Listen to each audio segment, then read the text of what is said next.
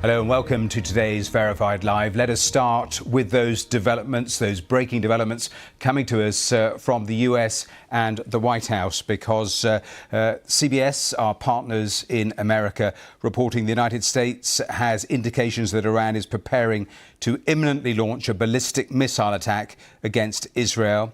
We are actively supporting defence preparations to defend Israel against this attack. This is coming from a White House official. A direct military attack from Iran against Israel would carry severe consequences for Iran.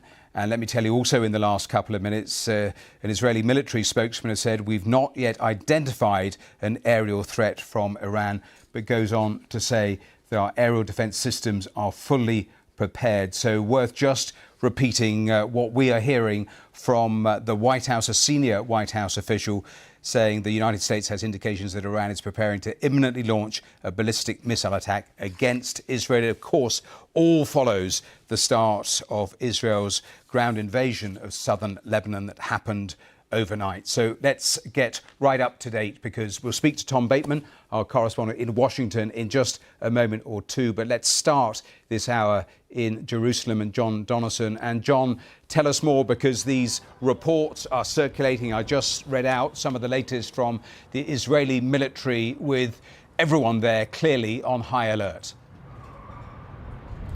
Absolutely. We've just had a statement from Rear Admiral Daniel Hagari. He's the chief military spokesperson for Israel's military.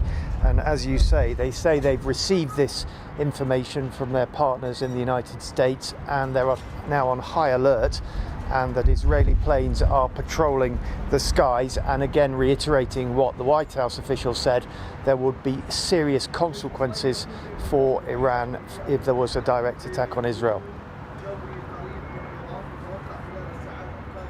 And John, in terms of the ground invasion, tell us the latest that is coming from the IDF.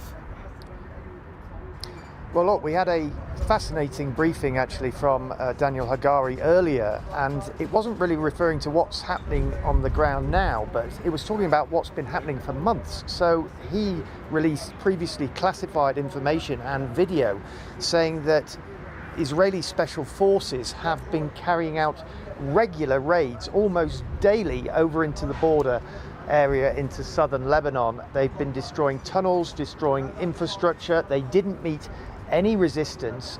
There was quite dramatic video of some of the tunnels and weapons caches they found. And this was something that we suggested had been going on possibly as far back as November, and that Israel might have spent some 200 nights carrying out raids such as that. So, you know, we've talked a lot over the last 18 hours or so about what's happened in terms of this latest invasion into southern Lebanon, but actually it seems like Israel has been preparing for this for the best part of a year.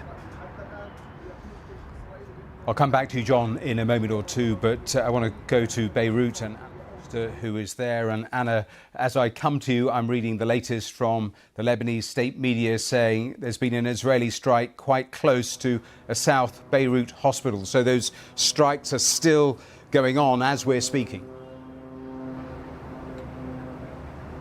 They are, Matthew. We heard again that strike just in the last half hour or so from here, as you say, the southern suburbs of Beirut, seemingly in the area of the Zara hospital. Now, we know that Israel were targeting Hezbollah's senior command structure here in the southern suburbs of Beirut, in Dahir, where they're based. We know, of course, that on Friday they killed the leader of Hezbollah, Hassan Nasrallah. They say that they have killed many of Hezbollah's senior commanders, that the command structure at the top of the organisation really has been decimated. And yet we are still seeing what Israel calls precision airstrikes in the southern suburbs of Beirut. You can still possibly hear actually very loudly the sound of a drone in the sky above the city. That is something that is near constant now. Most times of the day or night you can hear a drone up there in the sky. So it shows that even as Israel is beginning that ground invasion in the south of Lebanon, even as its troops have crossed the border and are starting to try and target some of that military infrastructure that they say Hezbollah has dug in under there, they are still focusing on this capital city as well. Anna, in terms of the invasion, do we know how far those Israeli forces have gone into Lebanon and whether there is any direct fighting between Hezbollah and IDF forces?